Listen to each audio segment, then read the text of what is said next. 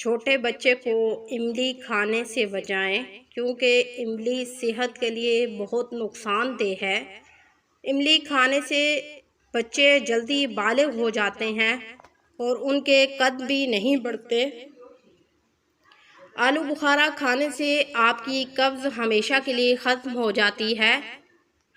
جن لوگوں کو بہت زیادہ لیکوریا ہوتا ہے وہ کچا ناریل کھائیں۔ زیادہ تنہا رہنے سے انسان ڈپریشن کا شکار ہو جاتا ہے۔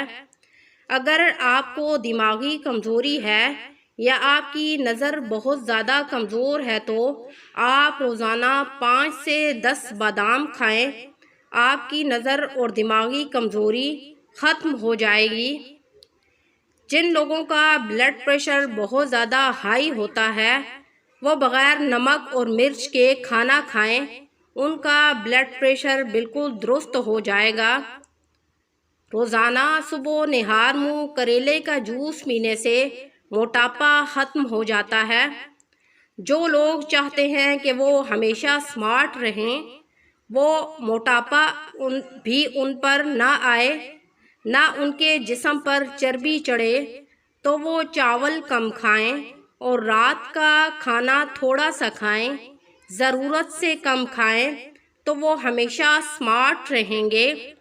اگر آپ کا پیشاب پیلا آتا ہے یا آپ کے پیشاب میں جلن ہے تو آپ مشروبات کا زیادہ استعمال کریں اور ٹھنڈی چیزیں زیادہ کھائیں۔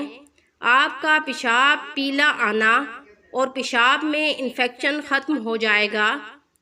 جو عورتیں اور مرد اپنے آپ کو سمارٹ رکھنا چاہتے ہیں وہ صبح ناشتے میں ڈبل روٹی دودھ کے ساتھ یا چائے کے ساتھ کھائیں اور 1 گلاس جوس کا پی لیں۔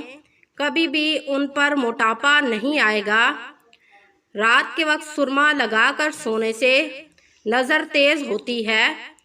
تنہائی میں رہنے کی عادت مت ڈالیں اور زیادہ مت سوچیں، ورنہ آپ دماغی دباؤ کا شکار ہو جائیں گے اور بیمار پڑ جائیں گے۔